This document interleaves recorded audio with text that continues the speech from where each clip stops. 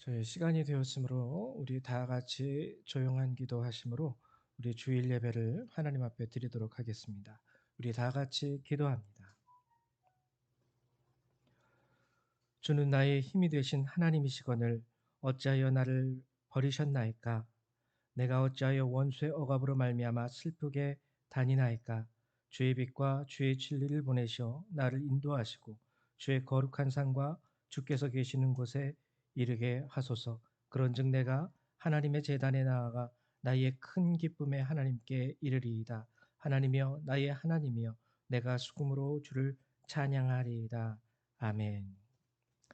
할렐루야. 사랑과 은혜가 많으신 주님 감사드립니다. 오늘도 이 시간에 주께서 저희와 함께 하시고 이 예배를 통하여 또한 우리에게 은혜를 베풀어 주시고 우리를 받아 주심을 감사드립니다. 한 주간 저희의 삶 가운데 부족함과 모자름과 죄됨이 있었지만 하나님 오늘도 주님의 크신 은혜와 그 긍휼하심을 의지하여 주님 앞에 이렇게 나옵니다. 우리 각 사람 한 사람 한 사람을 주님 기뻐 맞아주시고 오늘 우리가 드리는 이 예배 가운데 홀로 영광을 받으시며 높임을 받아 주시옵소서. 감사드리며 주 예수님의 이름으로 기도했습니다. 아멘. 예, 우리 다 같이 일어나셔서 우리 사도신경으로 주님 앞에 신앙 고백 드리도록 하기죠. 예, 우리 다 같이 하나님께 신앙 고백 드립니다. 나는 전능하신 아버지 하나님 천지의 창조주를 믿습니다. 나는 그의 유일하신 아들 우리 주 예수 그리스도를 믿습니다. 그는 성령으로 잉태되어 동정녀 마리아에게서 나시고 본디오 빌라도에게 고난을 받아 십자가에 못 박혀 죽으시고 장사된 지 사흘 만에 죽은 자 가운데서 다시 살아나셨으며 하늘에 오르시어 전능하신 아버지 하나님 우편에 앉아 계시다가 거기로부터 살아있는 자와 죽은 자를 심판하러 오십니다. 나는 성령을 믿으며 거룩한 공교회와 성도의 교제와 죄를 용서받는 것과 몸의 부활과 영생을 믿습니다. 아멘. 우리 송영 3장 함께 찬양합니다.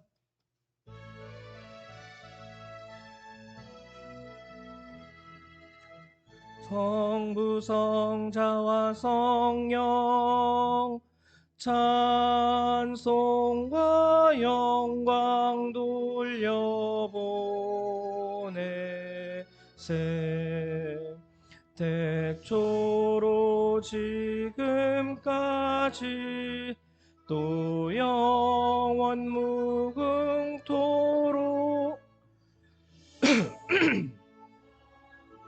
게 영광 영광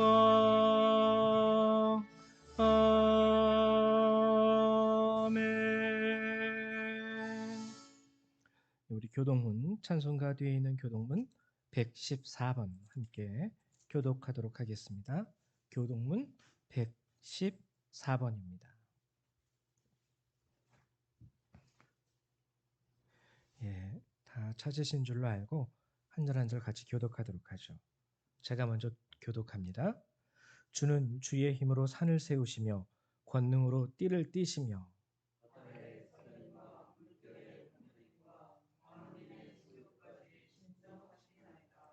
땅 끝에 사는 자가 주의 징조를 두려워하나이다.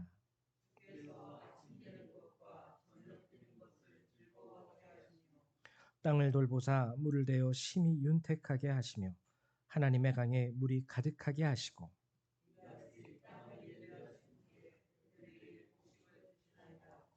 주께서 밭고랑에 물을 넉넉히 대사 그 이랑을 평평하게 하시며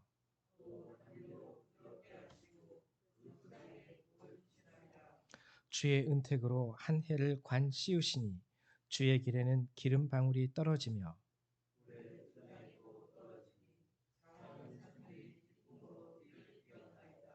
초장은 양떼로 옷 입었고 골짜기는 곡식으로 덮였음에 아멘. 네, 자리에 앉아 주시기 바랍니다. 이 시간에는 찬송가 10장 한 번 더 찬양하도록 하겠습니다. 우리 찬송가 10장. 우리 통일찬송가는 34장입니다. 통일찬송가 34장, 새찬송가 10장.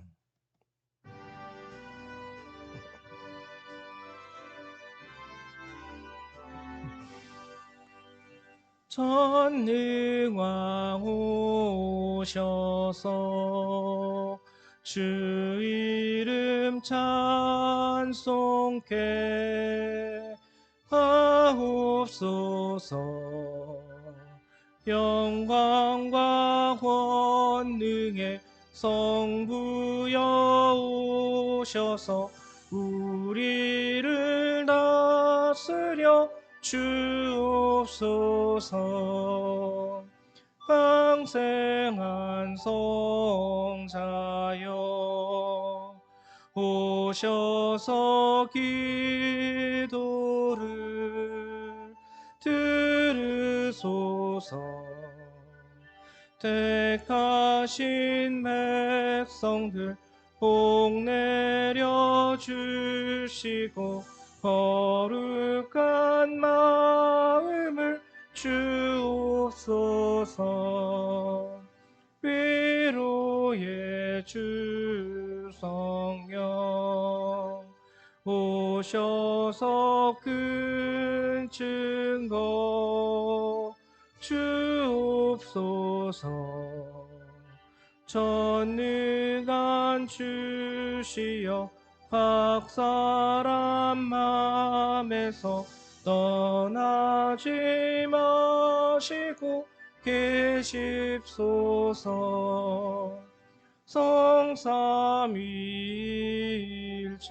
성삼위일체께 한없는 찬송을 드립니다. 존귀한 주님을 영광 중배옵고 영원히 모시게 하옵소서. 아멘. 이 시간에는 우리 윤광순 목사님 나오셔서 우리를 위해서 기도해 주시겠습니다.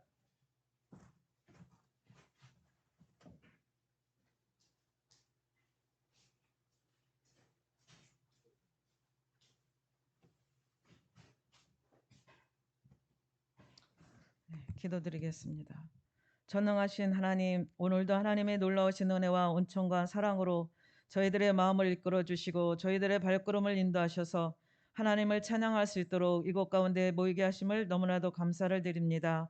한없는 은혜가 있기에 저희들이 오늘날까지 주님을 찬양하고 경배할 수 있으며 주님 안에서 주님의 축복 안에서 저희들이 온전한 삶을 살아갈 수 있도록 하나님 도우시고 인도하여 주시고 계심을 믿습니다. 오늘도 이 자리에 오지 못한 자들도 있습니다. 아버지 하나님, 교회에 참석하지 못한 하나님의 영혼들이 있습니다. 아직도 그들이 주를 알지 못함에 주님의 은혜를 삼하지 않음으로 말미암아 하나님 전에 나올 수 없는 그들의 마음을 이제 하나님께서 강권적으로 하나님 주관하셔서 주님의 전에 나와 주님을 찬양하고 경배함으로 말미암아 그들이 진정 누려야 될 것이 무엇이며 소망하여야 될 것이 무엇이며 무엇이 제일 중요한 것인가를 그들이 알 수 있도록 하나님 주여 도와주시옵소서. 현재 아버지는 교회 안에 있는 모든 자들도 진정으로 하나님을 찬양하는 자들이 되게 하여 주시옵소서. 바리새인과 같은 그런 아버지 신앙이 아니라 정말 주님을 마음으로 믿고 입으로 시인하며 그 주님을 전파하기 위해 정말 생명을 다할 수 있는 그런 성도들이 될 수 있도록 도와주시옵소서. 아직도 주님 앞에 나와 무릎을 꿇지 않는 자들을 하나님 불쌍히 오시고 긍휼히 여셔서 이제는 더 이상 내 뜻대로 내 마음대로 각기 각양 자기 뜻대로 살아가는 자들이 아니라 오직 주님 앞에 부르짖어 기도하며 주님의 뜻이 무엇인지를 알고 그 뜻대로 살아가는 자들이 될 수 있도록 도와주시옵소서. 하나님 아버지, 교회 안에 있을지라도 하나님의 뜻을 알지 못하고 나를 위해서 하나님을 부르짖는 자들이 되지 말게 하시고 이제는 우리가 성숙해서 하나님의 뜻대로 살아가는 자들이 되도록 저희들의 신앙관을 하나님 바꿔주시옵소서. 날마다 성장할 수 있도록 하나님 도와주시옵소서. 또 하나 우리가 죄 가운데 있음에도 불구하고 죄가 무엇인지를 모르고 내가 무슨 죄를 졌는지도 모르고 아버지 하나님의 세상을 향하여 달려가는 저 발걸음들을 하나님 이제는 하나님의 전으로 이끌어 주시고 그 몸과 마음과 생명과 모든 것이 하나님 앞으로 향할 수 있도록 하나님 도와주시옵소서. 그러함으로 말미암아 이 땅에 흐르고 있는 모든 이 재앙이 아버지 하나님의 그쳐지되 하나님의 은혜 안에서 아버지 우리가 모두 돌이킴으로 말미암아 아버지 그치는 역사가 있게 하여 주시옵소서. 그리하지 아니한날지라도 하나님 주님이 오실 때가 다 됐음을 저희들에게 보여주고 있사오니 하나님 눈을 뜨고 보게 하시고 듣게 하셔서 이제는 주님을 다시 오실 주님을 아버지 맞이할 준비를 할 수 있는 그런 영적인 성도들이 될 수 있도록 하나님 주여 도와주시기를 간절히 바라곤 합니다. 오늘도 저희들에게 전해주는 하나님의 말씀이 하나님 우리에게 생명이 될 수 있도록 도와주시옵소서. 한 귀로 듣고 한 귀로 흘러서 하나님 그저 아버지 형식적인 예배 생활로 끝나지 말게 하시고 말씀을 들을 때마다 저희들은 그 말씀에 새롭게 시작되어지는 도전받는 그런 성도들이 되게 하여 주시옵소서. 말씀을 전하는 목사님들 위에 하나님 그 영육간의 강건함 주시고 오직 주님만 바라보게 하시고 주님 안에서 정령 생명을 위해서 최선을 다하고 생명을 다하는 그런 우리 종들 하나님 될 수 있도록 도와주시옵소서.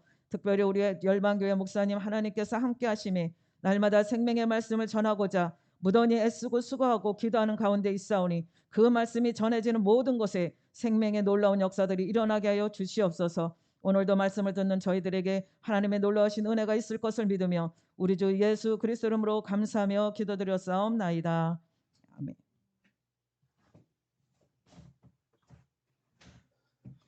예, 감사합니다. 우리 하나님의 말씀 같이 찾아보도록 하죠. 오늘 함께 보실 주님의 말씀은 요한계시록 4장의 말씀입니다. 요한계시록 4장 1절에서 11절까지의 말씀입니다. 우리 신약 성경 403페이지에 있습니다. 신약 성경 403페이지 요한계시록 4장 1절에서부터 11절까지의 말씀. 예, 다 찾으셨죠? 함께 교독하도록 하죠. 제가 먼저 교독합니다. 이 일 후에 내가 보니 하늘에 열린 문이 있는데 내가 들은 바 처음에 내게 말하던 나팔 소리 같은 그 음성이 이르되 이리로 올라오라. 이후에 마땅히 일어날 일들을 내가 내게 보이리라 하시더라.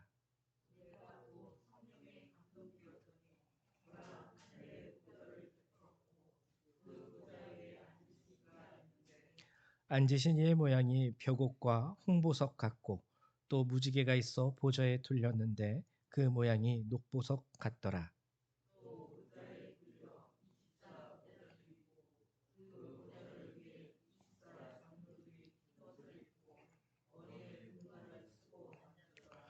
보좌로부터 번개와 음성과 우레소리가 나고 보좌 앞에 켠 등불 일곱이 있으니 이는 하나님의 일곱 영이라.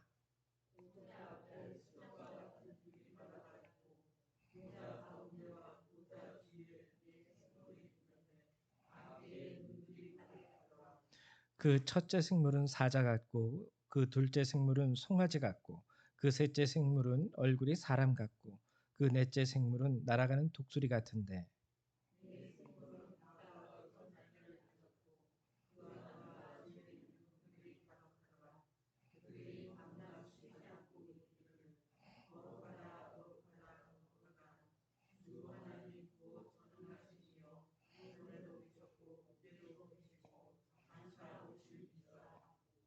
그 생물들이 보좌에 앉으사 세세토록 살아계시는 이에게 영광과 존귀와 감사를 돌릴 때에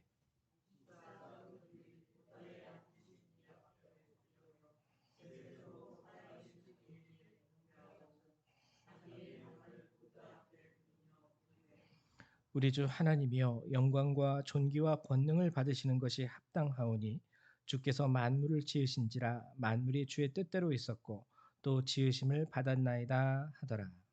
아멘. 예.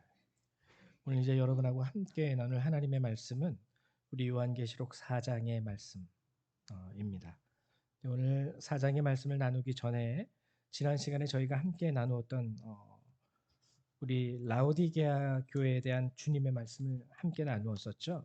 그 말씀을 잠깐 요약을 하고 오늘 말씀으로 들어가도록 하겠습니다. 요한계시록에 나오는 7교회 중에 마지막 교회 라오디게아, 이 라오디게아 교회의 특징, 이 교회에 대한 주님의 말씀을 보면은 요만큼의 칭찬도 없다라는 거예요. 이 교회를 향한 주님의 말씀을 우리가 살펴보면 요만큼의 칭찬도 없었습니다. 이 교회에 대한 하나님의 말씀은 딱 그거예요. 차갑든지 아니면 뜨겁든지 해라. 제가 말씀을 드렸죠. 이것은 뭐 우리가 인간적으로 생각하면 막 뜨겁다. 그러면 뭐 열심을 가지고 열심히 신앙생활하는 거. 아니면 차갑다. 차가우니까 뭐 그냥 아예 그냥 예수 안 믿기로 작정하고 교회 안 나오고 뭐 이런 거를 얘기하는 게 아니라 그랬어요. 주님이 그러면은 우리에게 솔직히 말해서 야 믿으려면 믿고 믿지 말으려면은 나 믿지 마. 이렇게 하면서 우리를 내던지시는 분이 아니라 믿어야 돼요. 믿어야 되는데 차갑든지 아니면 뜨겁든지 이것은 무엇을 얘기하냐면 우리가 신앙생활에 있어서 우리의 색깔, 우리의 맛을 내라는 겁니다. 우리가 맛을 볼 때 뭐 우리가 흔히 요리를 할 때도 맛이 여러 가지 종류죠. 짠맛이 있고 단맛, 신맛, 쓴맛, 또 어떤 사람들은 매운맛, 고소한 맛, 뭐 여러 가지 몇 가지를 표현할 수 있겠는데 쉽게 말하면은 신앙생활에서도 이러한 색깔들이 많이 있어요. 어떤 사람들은 기도를 많이 하고 어떤 사람들은 정말 말씀을 깊이 알고 있고 어떤 사람들은 정말 내가 그리스도인이기 때문에 사회적으로 빛을 드러내기 위해서 헌신하고 봉사하는 사람들도 있고 근데 이 라오디게아 교회는 그런 게 전혀 없는 거예요. 뜨거운 맛도 없고 차가운 맛도 없고 뭐 밝은 색도 없고 뭐 이런 색도 저런 색도 전혀. 그래서 딱 주일날 교회 나가서 예배당에 앉아 있다가 끝나면 다시 돌아오는 거 빼면은 이 사람들의 삶에서 전혀 그리스도인이라는 것을 요만큼도 찾아볼 수 없는 지경. 그 지경이 되었기에 오늘 주님은 차든지 아니면 뜨겁든지 뭔가 그리스도인이라면 있어야 될 거 아니냐. 뭐 너는 아무것도 없니? 라고 이렇게 말씀을 하시는 거죠. 그래서 주님이 이들에게 안약을 사서 눈에 발라라. 니네 동네 안약이 유명하잖아. 당시 라오디게아는 의학적으로 되게 유명한 동네였습니다. 특히 안약에 있어서. 그래서 그 안약을 사서 제발 너희의 그 맹인과 같이 된 눈에 그걸 바름으로 인하여 정말 주님을 좀 바라볼 수 있었으면 좋겠다. 그리고 흰 옷을 사서 입어라. 모직물이 발달한 도시였어요. 그 당시에 모직물이 발달했다라는 것은 어, 최고급의 옷감을 가지고 최고급의 명품 옷을 많이 만들던 곳.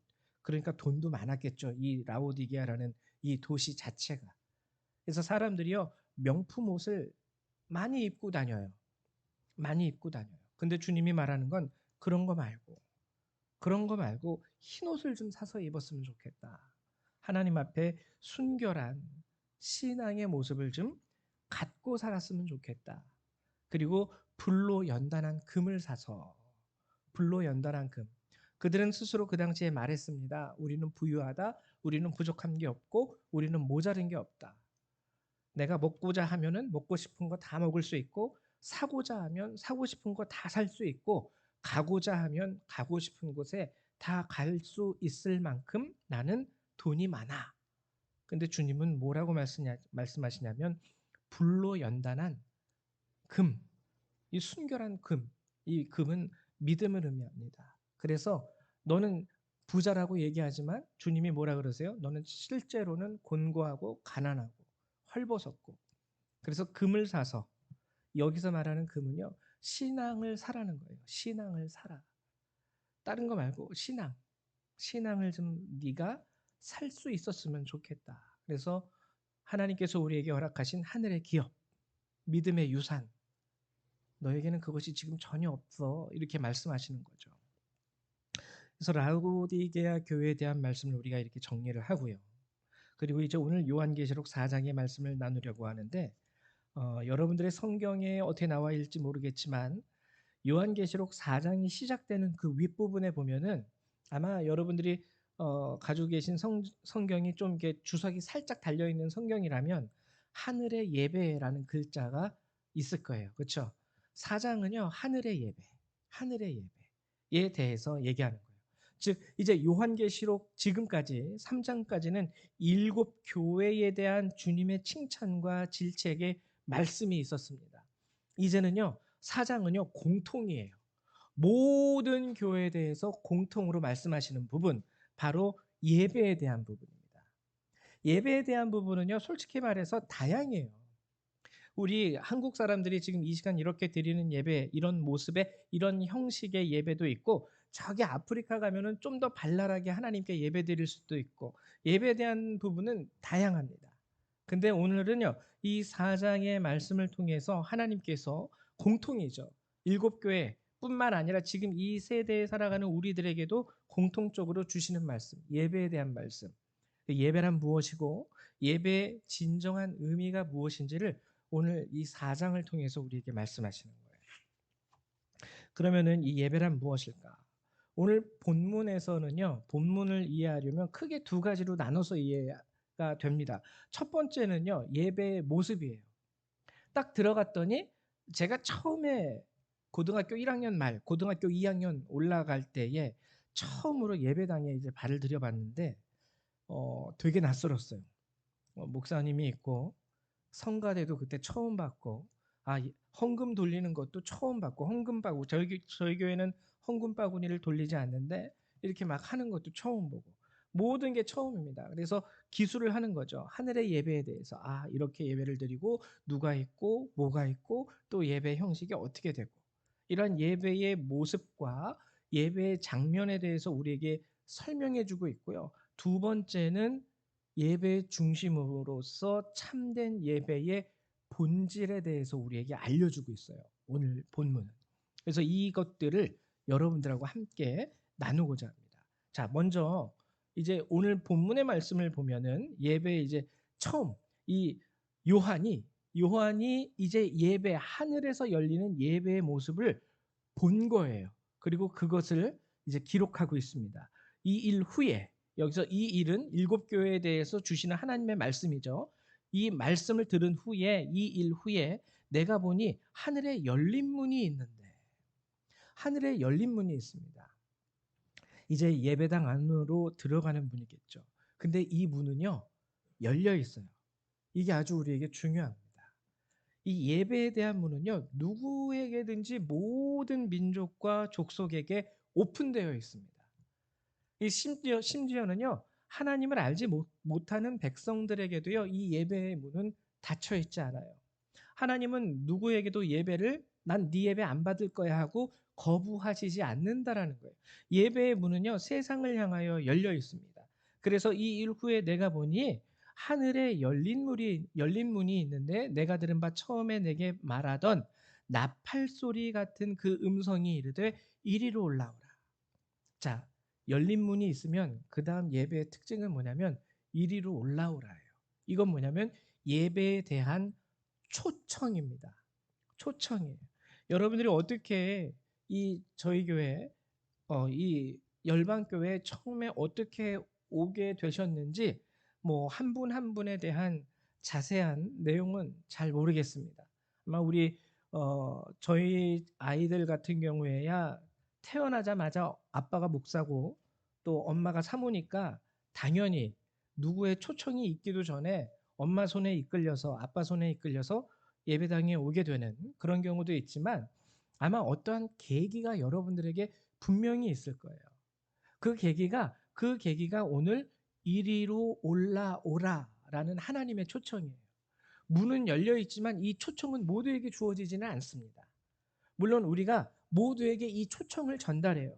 예수님은 살아계십니다. 예수님은 구세주이십니다. 여러분 예수 믿고 천국 가세요. 여러 가지 다양한 언어적인 말과 그리고 언행, 행동의 그런 표현으로 우리는 예수를 전하게 됩니다. 이것을 소위 우리가 뭐라고 얘기하냐면 전도라고 얘기를 하죠. 이것이 바로 이리로 올라오라라는 하나님의 음성과 초청이에요. 근데 여기서 중요한 게 있습니다. 중요한 게 있는 게 뭐냐면은 내가 들은 바 4장 1절 처음에 내게 말하던 나팔 소리. 그 초청은요. 성경에서 뭐라고 비유하고 있냐면 나팔 소리. 솔직히 말해서 여러분 나팔 소리를 들으면은 그 의미를 아십니까? 제가 여기서 마음속으로 어떠한 여러분들에 대한 요구 사항을 마음속에 이렇게 간직하고 나팔을 불어요. 뿌 하고 불었는데 자, 제가 지금 어떠한 마음을 가지고 여러분들에게 이 나팔 소리를 불었는지 알아맞혀 보세요. 그러면은 쉽게 알아맞힐 수 있어요? 그냥 나팔 소리인데 그건 언어가 아니죠. 그냥 소리예요. 물론 어떻게 약속을 하고 내가 나팔 소리를 뿌뿌뿌 하면은 이런 뜻이야. 뭐 뿌뿌 하면 이런 뜻이야. 아무렇지도 않고 뿌 하면 이런 뜻이야. 서로 이렇게 약속을 하고 나팔 소리를 울린다면 어떠한 암호적인 의미로 여러분들이 그것을 해석할 수 있겠지만 그냥 뿌 하고 울리는 나팔 소리가 이리로 올라와라는 뜻으로 여러분들에게 직접적으로 전달되어서 그 의미를 파악하게 된다라는 것은 쉽지가 않습니다. 쉽지가 않아요. 그래서 2절에 오늘 요한도 뭐라고 얘기하냐면 그 나팔 소리가 일어날 그때에 내가 곧 성령에 감동되었더니 성령의 감동이 없으면은요 그 나팔 소리의 음성을 듣지 못해요. 그 나팔 소리 가운데에서 나를 초청하시는 하나님의 음성을 듣지 못하게 된다라는 거죠. 그래서 이 전도라는 게 쉬우면서도 어려운 게 바로 이 이유예요. 열심히 밖에 나가서요 전도지 돌리면서 여러분 예수 믿으세요 해도 막상 그들이 교회에 나와서 이곳에서 예수님을 하기 위해서는 성령에 감동되었더니라는 이 필연적인 성령의 역사가 그들 가운데 나타나야 됩니다. 그러니까 여러분 오늘 이곳에서요 예배드리고 있는 여러분들은요 이 부분에 있어서 적어도 세상 사람들과는 다른 특별함이 있는 거예요. 여러분들은요 성령에 감동되지 않았으면 적어도 이곳에 나오지 못합니다. 첫 번째 나오지 못해요. 그리고 이 성령에 감동되었다라는 표현이 우리에게 또 중요한 것은 2절을 제가 한번 읽어 드릴게요. 내가 곧 성령에 감동되었더니 보라! 감동되는 순간 일이 일어납니다. 보라 하늘에 보좌를 베풀었고 그 보좌 위에 앉으신 이가 있는데 성령의 감동이 없으면 두 번째로 이게 중요하죠. 성령의 감동이 없으면 나팔 소리를 우리는 이해하지 못해요. 이리로 올라오라라는 하나님의 초청인 것을 알지 못하기 때문에 아우 시끄러 이제 나한테 나팔 소리 좀 그만 불어. 그래서 뭐 세상 사람들은 예수님을 믿으세요라고 전도자 할 때 아우 안 믿어요. 저리 가요. 귀찮아요. 나한테 자꾸 그런 말 하지 마세요. 뭐 이렇게 응답을 합니다. 하나님의 음성으로 들리는 게 아니라 그냥 사람의 음성, 사람의 잔소리로 들리기 때문에 나팔 소리도 계속 들어보세요. 그 얼마나 짜증나요. 그 소음이. 좀 조용히 좀 해. 똑같아요. 근데 성령의 감동이 있을 때 하나님의 음성으로 들려요. 첫 번째. 그리고 두 번째는 뭐냐면 성령의 역사 가운데 보이게 됩니다. 예배라는 게 이런 거구나. 느끼게 되는 거예요. 하나님의 보좌를 볼 수 있게 돼요. 비로소 보좌를 볼 수 있게 되고 그리고 보좌 위에 앉으신 이를 비로소 볼 수 있게 되는 겁니다. 그래서 예배 가운데서는요. 정말 성령의 역사가 정말 있어야 돼요. 필연적이에요. 말씀을 들을 때에 제가 저뿐만이 아니라 정말 세상에서 가장 유명하고 가장 은혜가 넘치는 목사님이 이곳에서 설교를 한다 할지라도 성령의 역사가 없으면 그 시간은 그냥 가만히 앉아 있다가 가는 시간이에요. 이 성령의 역사가 예배를 살리는 거죠. 나를 살리는 거죠. 보좌 위에 앉으신 예수님을 비로소 볼 수 있게 하는 겁니다. 제가 고등학교 때 저희 어머님이 이제 제가 대학생 군대에 있을 때 일찍 돌아가셨는데 원래 저희 집안은 이제 불교 집안이었어요. 불교 집안이었는데 제가 먼저 이제 교회를 나가게 됐습니다. 그리고 이제 어머님과 저희 아버님을 전도해서 교회를 나가게 됐는데 그 당시에는 저희 어머님이 녹내장이라는 그 질병으로 인해서 두 눈이 안 보였던 시절이었어요. 실명이 오셔가지고 거의 빛하고 어둠만 이제 어느 정도 구분할 수 있는 거. 지금 빛이 있나 봐. 밝어. 깜깜한가 봐. 어두워. 그래서 그때 이제 저희 어머님이 했던 말씀 중에 하나가 저한테 비 오는 날이 좋니 그러더라고요. 그래서 어린 마음에 아우 비 오는 게 뭐가 좋아요. 밖에 나가서 놀지도 못하고 누구 만나지도 못하고. 근데 저희 어머님은 그때 침상에 누워서 자기는 본인은 비 오는 날이 좋다고. 그래서 왜요? 그랬더니 앞이 안 보이니까. 비 오는 날은 소리라도 들으니까 스스로 상상할 수 있는 거예요. 밖에 비가 오고 있고 또 비가 오니까 땅이 이렇게 젖어 있고 또 사람들이 우산 쓰고 이렇게 돌아다니는 모습을 스스로 상상하는 거예요. 그래서 그나마 자신이 알아들을 수 있는 상상할 수 있는 그것이 빗소리라는 거예요. 그래서 비가 좋대요. 눈으로 보지 못하니까 더 이상. 근데 그 어머님을 꾸준히 모시고 교회를 데리고 나갔습니다. 교회를 모시고 나갔는데 어느 날은 예배를 마치고 오시더니 저희한테 얘기를 해요. 이제 환상을 보신 거죠. 예배 중에. 목사님이 설교하는데 그 뒤에 의자가 있는데 이거는 어머님이 본 게 아니에요. 이 눈으로 본 게 아니에요. 이 뒤에 저희도 보면 이렇게 강대상이 있고 뒤에 이렇게 의자가 있잖아요. 그래서 어머님은 그냥 눈 뜬 채로 소리만 듣는 거죠. 앞이 안 보이니까. 근데 그날은 오셔서 얘기를 하시더라고요. 갑자기 목사님이 보이고 그 뒤에 그 의자가 몇 개 있는데 그 가운데 의자에 예수님이 앉아 계신 모습이 보이더라. 아주 환상으로 짧은 순간 보신 거지만 보신 거예요. 이 실명하셨던 제 어머님이. 바로 오늘 성령의 역사 가운데 그러한 일들이 우리 가운데도 동일하게 일어날 수 있어야 됩니다. 2절에 보면 내가 곧 성령에 감동되었더니 보라 하늘에 보좌를 베풀었고 그 보좌 위에 앉으신 이가 있는데 성령의 역사가 없으면 이 시간이 굉장히 지루해요. 지루하고 머릿속에는 마음속에는 빨리 예배가 끝나서 오늘 내가 하려고 했던 그 계획들 내가 하고 싶어 하고 가고 싶어 하고 했던 그 일들을 빨리 시작해야 되는데 오늘 예배가 좀 빨리 끝났으면 좋겠다. 이런 일들이 일어나게 되는 거죠. 이 자리에 나와서 앉아 있는 것은 쉽게 말하면 의무적인 예배의 모습 외에는 아무것도 안 됩니다. 혹시 내가 오늘 예배 안 나가면 하나님이 나를 축복하지 않으시면 어떡하나. 그냥 이런 걱정 때문에 예배에 나왔을 뿐이에요. 하나님이 해코지 할까 봐. 아니면은 좀 이렇게 하나님이 주시는 콩고물을 얻어먹을 수 없을까 해서. 성령의 역사가 없으면 우리의 예배는 이렇게 질 떨어지는 예배가 됩니다. 이 성령의 역사가 우리 가운데 필요한 것이죠. 이것이 있어야 하나님의 초청을 제대로 알아들을 수 있고 이것이 있어야 드디어 예배 가운데에서 아 하나님이 이 예배를 주관하시고 이 예배를 받으시는구나라는 걸 깨닫는 거죠. 이제 다음으로 3절에 보면은 앉으신 이의 모양에 대해서 나옵니다. 앉으신 이의 모양이 벽옥과 홍보석 같고 또 무지개가 있어 보좌에 돌렸는데 그 모양이 녹보석 같더라. 참 어려운 말들이죠.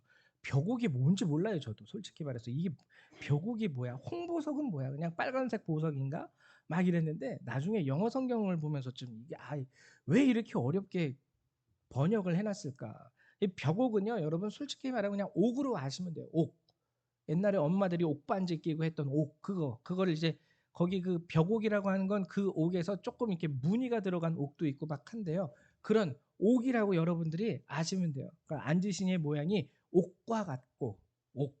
그리고 홍보석은요. 홍보석은 뭐냐면 이거 루비입니다. 루비. 루비. 빨간색 루비 아시죠? 그리고 또 녹보석은 에메랄드예요. 에메랄드. 그래서 이것은 무엇이냐면 우리가 솔직히 말해서요. 주님의 모습을 형언할 수가 없어요. 어, 그 모습을 우리가 언어로 표현한다라는 게 굉장히 어렵습니다. 하나님의 그 영광을 우리가 사용하는 이 언어라는 그릇에 담기가 매우 어려워요. 그래서 우리가 표현할 수 있는 가장 아름답고 존귀한 것으로 비유해 가지고 빗대어서 예수님의 모습을 설명한 것이 바로 3절이에요. 무슨 뜻인지 아시겠죠? 요한은 예수님의 모습을 보면서 그나마 가장 존귀하고 아름답고 귀한 것으로 빗대어서 지금 우리에게 주님의 모습을 설명하고 있는 거예요.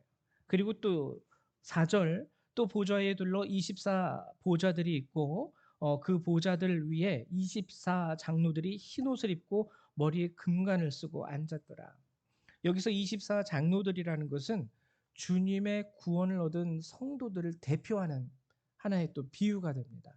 뭐 요한계시록은요 참 어려운 성서예요. 앞으로 일어날 일에 대한 것과 묵시적인 기록이 많이 있기 때문에 이 요한계시록은요 이단에게서도 아주 좋은 수단으로 많이 쓰입니다. 이 요한계시록에 대해서 가장 많이 사용하고 있는 이단들이 또 신천지죠. 그래서 이 요한계시록은 해석을요 우리가 정말 잘해야 돼요. 조심해야 돼요. 그냥 무조건 신비적으로 해석을 하면은 100% 이단으로 빠질 가능성이 너무나도 많이 있는 거죠. 24 장로들 역시 성경학자들의 해석이요 매우 다양하고 아직도 논쟁이 많이 있긴 한 부분인데, 그럼에도 불구하고 가장 설득력 있게 우리가 해석할 수 있는 것은 주님의 구원을 얻은 성도들을 대표하는 것. 왜냐면은 여기에 보면은 또 다른 부분이 나오는데요. 7절, 6절과 7절에 보면은 네 생물에 대해서 나옵니다. 네 가지 생물. 근데 여기서 네 가지 생물이라고 얘기하는 것은요. 뭐냐면 보지 못한 생물이기 때문에 그래요. 보지 못한 생물. 한 번도 본 적이 없기 때문에 그 모습을 딱 뭐라고 정의해서 단정지어서 알려줄 수 없습니다. 여러분 사자를 본 적이 없는 사람에게 사자가 뭔지 모르는, 사자를 본 적이 없는 사람들에게 사자를 설명할 때 어떻게 설명하시겠어요?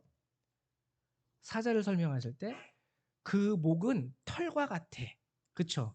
막 이렇게 뭐 우리 옛날에 그 버드나무가 막 이렇게 살랑살랑 버드나무 털이 막 이렇게 붙어 있는 것 같고, 그 이빨은 뭐 이렇게 뾰족해 가지고 이렇게 나와 있고, 그 눈은 뭐 사자를 본 적이 없는 사람한테는 사자라는 생물에 대해서 자 내가 이제 아주 무서운 생물에 대해서 설명을 해줄게. 너네들은 본 적이 없지?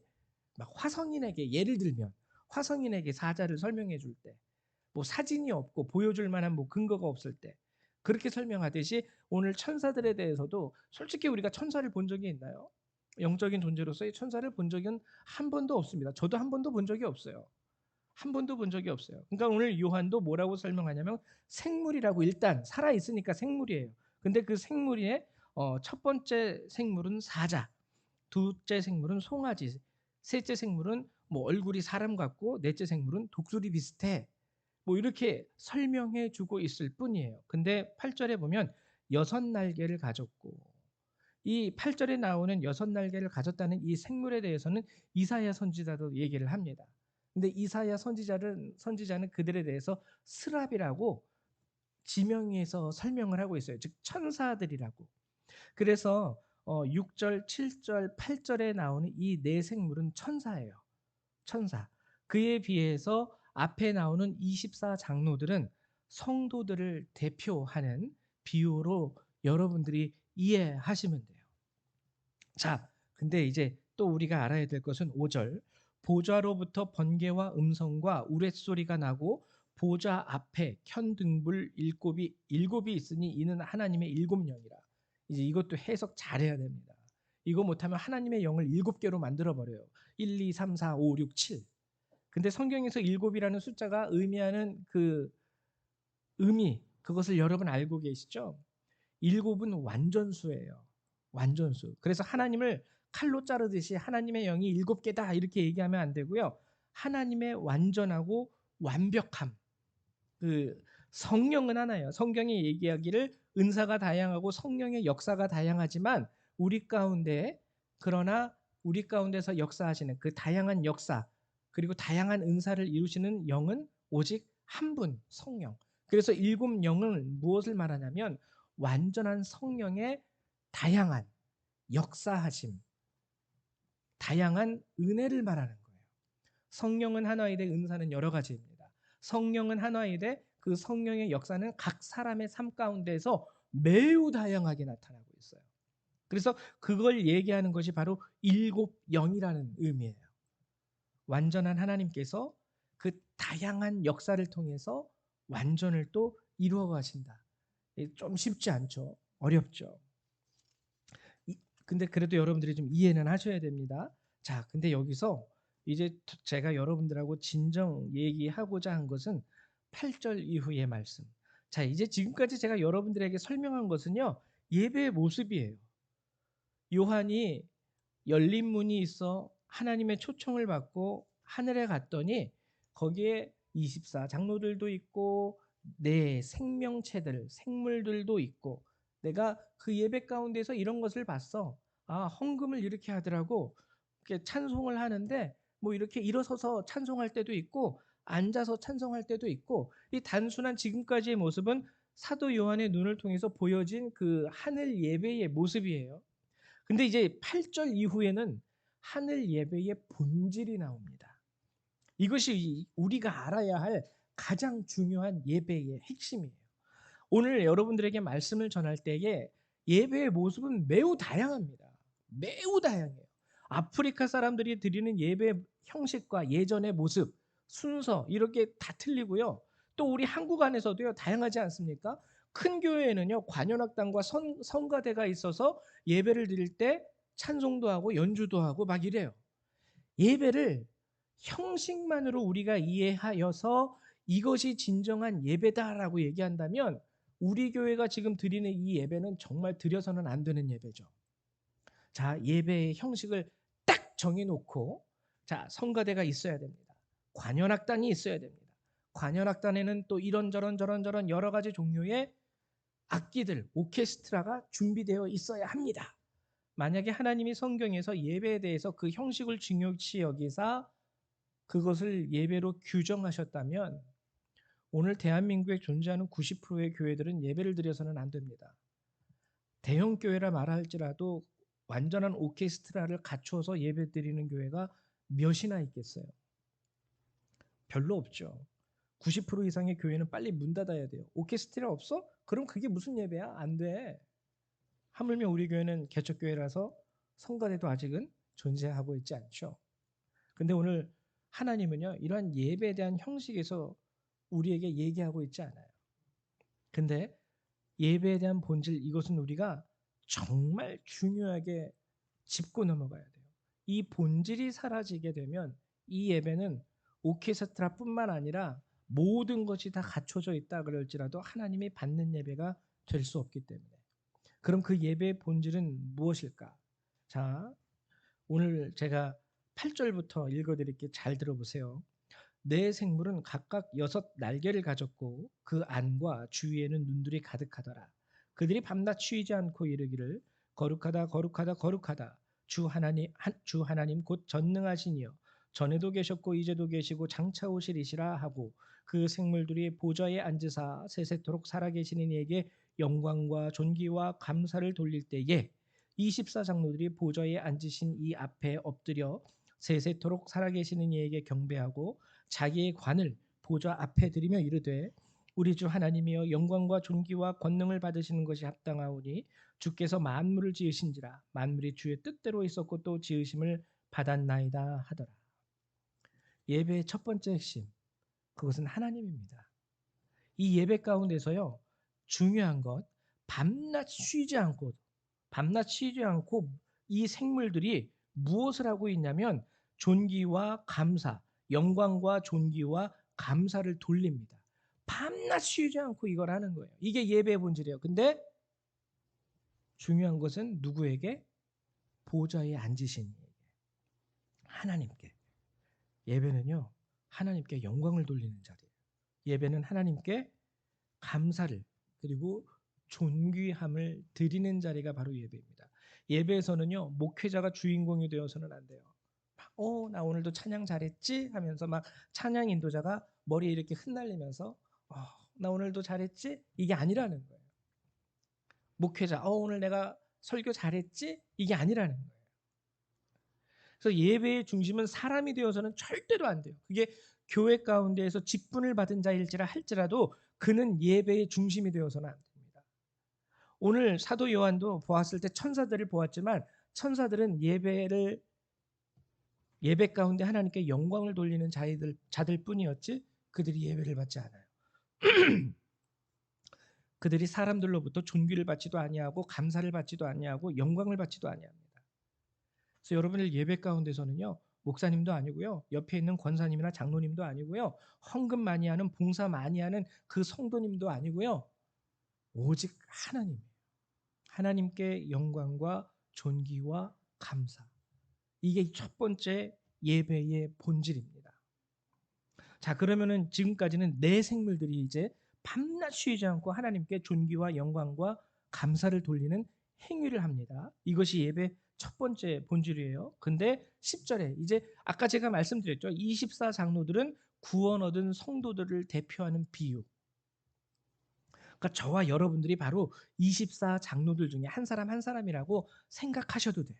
그렇게 생각하십시오. 근데 이 24 장로들이 이 예배 가운데에서 하는 행위들이 우리에게는 더욱더 중요하겠죠. 10절에 보면 24 장로들이 보좌에 앉으신 이 앞에 엎드려 세세토록 살아계시는 이에게 경배하고, 자 여기서 중요합니다. 자기의 관을 보좌 앞에 드리며. 우리가 세상을 살아가다 보면은요, 하나님의 은혜와 축복 가운데 여러 가지 관을, 여기서 말하는 관은 우리가 죽어서 들어가는 그 관이 아니라 머리에 쓰는 왕관과 같은 관이에요. 그 관을 주님으로부터 얻게 됩니다. 어떤 이들은요, 사회적인 지위를 얻어요. 아, 내가 장관이야, 내가 대통령이야. 대통령이라는 영광의 관을 쓰고 있고, 장관이라는 영광의 관을 쓰고 있고, 어떤 사람은 지식, 아, 내가 어느 대학교 출신이야. 지식의 관을 쓰고 있고, 어떤 사람은 돈, 우리 집이 몇 평이고, 내가 어디에 땅이 몇 평이고, 내 자동차는 소위 뭐고, 이러한 모든 관. 물론 여러분들이 땀 흘려 일하고 공부하고, 그리고 여러분들이 스스로 자신의 인생에 투자해서 얻은 것일 수 있겠지만, 결국 성경이 우리에게 얘기하는 것은 그것을 우리에게 허락하시고 내가 노력했을 때 그 노력의 열매를 우리에게 맛보게 하시는 분은 바로 하나님이세요. 그렇기 때문에 교회에 나오시는 분들은요, 그 관을 다 내려놓으셔야 돼요. 내려놓으셔야 돼요. 대통령 필요 없어요. 하나님 앞에 무슨 대통령이에요. 장관이요? 하나님 앞에 무슨 장관이 필요합니까? 돈이요? 어떤 분들이 간증하기를 어떤 부자분이 지옥에 갔는데 이렇게 얘기하더래요. 내가 50억 줄 테니까 나 여기로 보내지 마세요. 사단이 막 깎아대고 비웃었다 그러죠. 하나님 앞에 돈도 필요 없는 거예요. 나의 지식이요. 성경이 얘기하기를 하나님이 정말 바보가 되고 바보 스스로 나 바보 될게 하면서 바보가 되고 바보가 되고 바보가 되고 바보가 된다 할지라도 가장 똑똑한 사람보다 지혜롭다고 성경은 기록하고 있어요. 그분이 바로 하나님. 그분이 바로 우리가 믿는 우리 주 예수 그리스도이십니다. 그래서 우리는 하나님 앞에 나올 때 오직 하나만 알고 나오면 돼요. 나는 죄인이고 하나님은 나를 구원하셨다는 것. 오직 이것만 알고 하나님을 경배하면 됩니다. 사장님 필요 없어요. 이 예배 가운데에서는. 회장님도 필요 없고 대통령도 필요 없습니다. 그러한 나의 관은 다 하나님 앞에 내려놓는 자세. 이것이 바로 우리가 하나님을 경배할 수 있는 가장 기본적인 모습이에요. 아, 내가 대통령인데 나한테 어디서 무릎을 꿇으라 그래. 아, 내가 이래봬도 아무개 회사의 굵직한 회장인데 어디서 나한테 머리를 숙이라 그래. 그 관을 내려놓지 않으면요, 하나님 앞에 머리 숙이는 것조차 못해요. 그것이 우리의 모습. 이것이 바로 예배의 본질. 오늘 그래서 저는 이 말씀을 드리면서 여러분들에게 적어도 두 가지 모습을 알려드리고 싶어요. 하나는 여러분들 예배 가운데에서는요, 주님만 찾으십시오. 여러분들이 예배를 드려야 할 대상은 오직 하나님 한 분이십니다. 좀 더 첨가하자면 그 하나님께 영광을 드릴 수 있어야 되고요. 존귀함을 그리고 감사를 드릴 수 있어야 됩니다. 그리고 두 번째, 여러분들이 어떠한 사람이라든지 여러분들의 관을 내려놓으세요. 목회자도요, 말씀을 선포하지만 내가 잘났어라는 관 내려놓을 수 있어야 돼요. 은사가 있으신 분들도요, 그 관조차 내려놓을 수 있어야 돼요. 내가 죽은 자를 살린 그러는 은사가 있어. 하나님은 그 은사 필요 없어요. 그 은사 뭐 하나님 앞에 뭐 하려고요. 다 내려놓으시고 세상적인 것이든 영적인 것이든 내가 얻은 하나님으로부터 얻은 나의 모든 존귀한 관들을 내려놓고 하나님께 드리십시오. 이것이 예배의 핵심입니다. 이 아까 말씀드렸듯이 요한계시록 4장의 말씀은요, 모든 일곱 교회에 공통적으로 주시는 하나님의 말씀이에요. 각 교회마다 다양한 색깔이 있긴 하지만 예배의 핵심은 일곱 교회 다 다르지 않습니다. 세대를 따라서 100년 전이나 지금이나 앞으로 다가올 100년 후에도 이 예배의 핵심은 변하지 않는 것이죠. 우리가 이 사실을 알고 예배를 드리는 거예요. 여러분들이 교회에 나와서 사람들과 교제할 수 있습니다. 성도의 교제를 성경도 중요하다고 얘기하고 있어요. 근데 교제가 핵심이 아니라는 거죠. 그래서 이 사실을 꼭 기억하셔서 오늘 이 세대 가운데 정말 어려운 시대에 여러분들하고 저는 예수를 믿고 있어요. 정말 어려운 시대. 전도할 때 참 쉽지 않습니다. 전도에도 진짜 말 그대로 나팔 소리 외에는 아무것도 들리지 않는 전도가 되는 경우가 많이 있는 시대가 바로 우리 시대. 또 다르게 말하면 정말 성령의 역사가 점점 사라지는 시대 가운데 우리가 살고 있는 거죠. 그럼에도 불구하고 여러분들은 일단 그 음성을 알아들었으니까 이 자리에 나오신 줄 믿어요. 그 나팔 소리가 사람의 잔소리로 들린 것이 아니라 하나님 정말 살아계시구나. 하나님 정말 그분이 있긴 있구나. 이거 정말 하나님의 역사가 아니고서는 여러분들 알 수 없는 거거든요. 이 세상 사람들이 이제는요. 못 배워도 잘났고 없어도 잘난 사람들이기 때문에 하나님의 음성 가운데 겸손하게 그 음성을 받는 시대가 아니에요.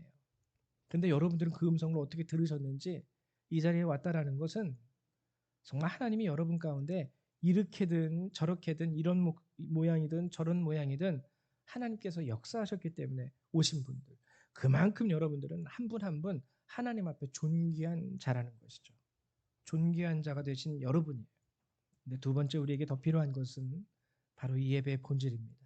이제 초청을 받고 이 자리에 나오신 여러분 한 분 한 분이 오늘 본문에 나오는 이 예배의 모습으로 이 시간 그리고 앞으로도 쭉 여러분들이 하나님의 부르심을 받는 그날까지 참된 예배를 드리실 수 있는 저와 여러분 되시기를 주님의 이름으로 축원드립니다.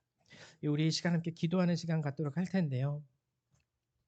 이 시간 기도할 때에 정말 여러분들도 하나님 저를 불러주셔서 정말 감사합니다. 그나마 내가 예수를 알게 하셔서 감사합니다. 그리고 오늘 부족하지만 이 예배 가운데 참석하고 또 이렇게 하나님의 말씀을 깨닫게 해 주심도 감사합니다. 내 모든 관을 내어드리고 이 시간만큼은 오직 주님만을 찬송합니다. 이렇게 기도할 수 있는 여러분 되시기를 축원합니다. 우리 다 같이 기도합니다.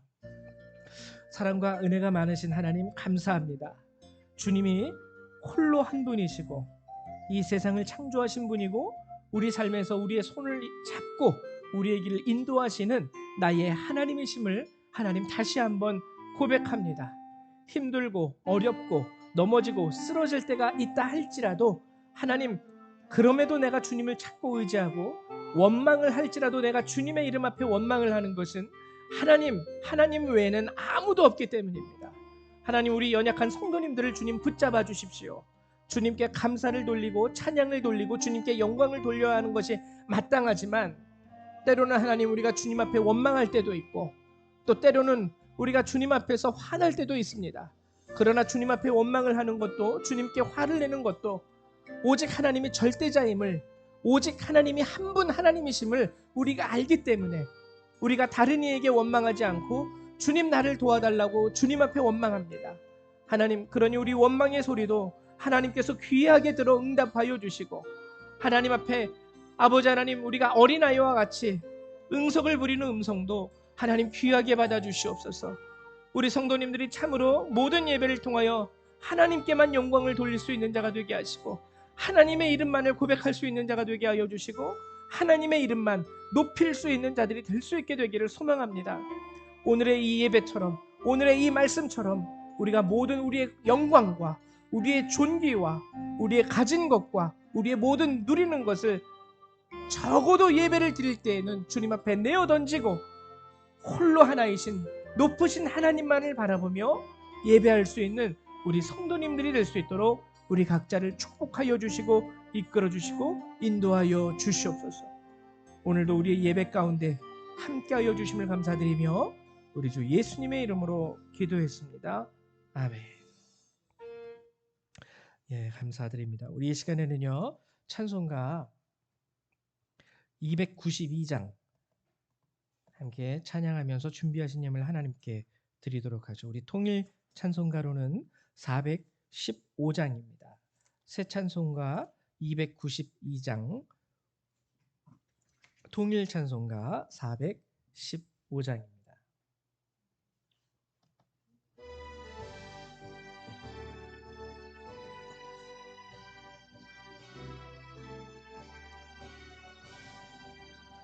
주 없이 살 수 없네 죄인의 구주여, 그 귀한 보배 피로 날 구속하소서. 구주의 사랑으로 흘리신 보혈이 내 소망 나의 위로 내 영광 됩니다. 주 없이 살 수 없네 나 혼자 못 서리. 힘없고 부족하며 지혜도 없도다. 내 주는 나의 생명 또 나의 힘이라. 주님을 의지하여 지혜를 얻으리. 주 없이 살 수 없네 내 주는 아신다. 내 영의 깊은 간구 마음의 소원은 주밖에 나의 마음 위알아 주리요. 내 마음 위로하사 병을 치네. 살 수 없네 세월이 흐르고 이 깊은 고독 속에 내 생명 끝나도 사나운 풍랑일 때 날 지켜주시니 내 곁에 계신 주님 늘 힘이 됩니다.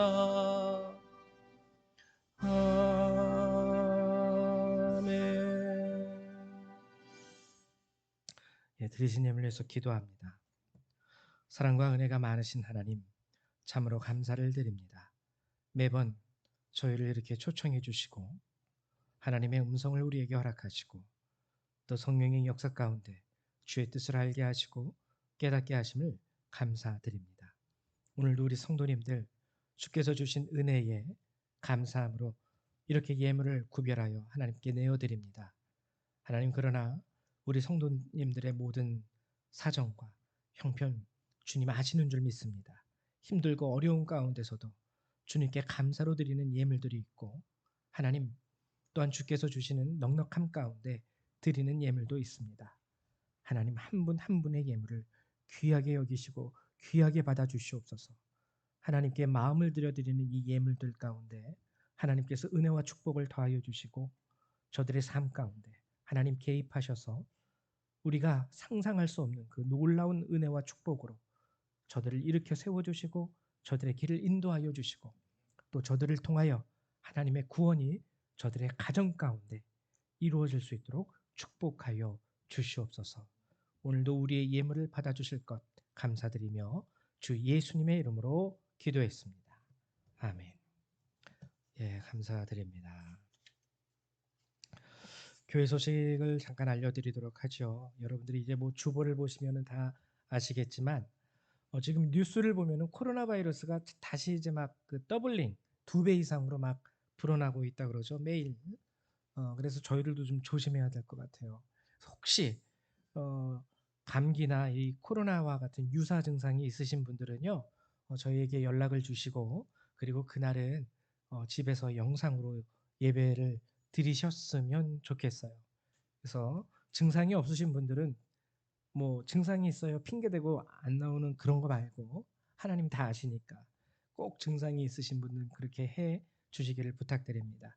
그리고 이제 교회학교 성경학교를 저희가 실시합니다. 8월 6일하고 7일 토요일하고 주일 이틀간에 걸쳐서 하게 되는데요. 일단은 우리 유치원 그리고 우리 초등학교 학생들을 대상으로 실시를 하게 됩니다. 여러분들 이 시간만큼은 좀 시간을 비워 두셔서 꼭 하나님께 예배드리고 하나님의 말씀을 듣고 또 우리 하나님의 은혜 가운데서 아이들이 교제할 수 있도록 아이들 보내주시기를 부탁드립니다. 그리고 더욱이 또 아이들이 이 기간에 하나님의 은혜를 받을 수 있도록 여러분들이 또 함께 여러분들의 가정 가운데서 기도해 주시기를 부탁드립니다. 그 외 다른 사항은 여러분들 주보를 참조해 주시기 바랍니다. 우리 다 같이 일어나셔서 찬송 1장 함께 찬양하시고요. 축도하심으로 예배를 마치도록 하죠.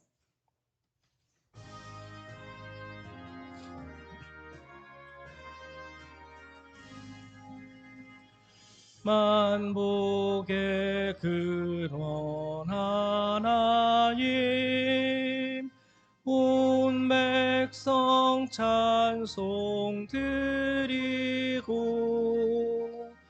저 천사여 찬송하세 찬송 성부 성자 성령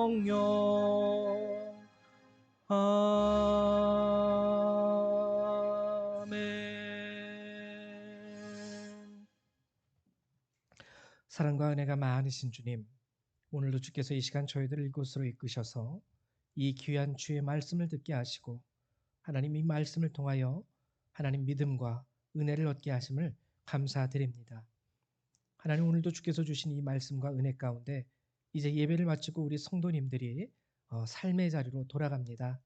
하나님 도와주셔서 힘든 분도 계시고 어려운 분도 계시고 또 기뻐하며 즐거워하는 분도 계시온데 오직 하나님께만 영광 돌리며 한 주를 또한 승리할 수 있도록 저들 각자 가운데 은혜와 믿음과 능력 더하여 주시옵소서.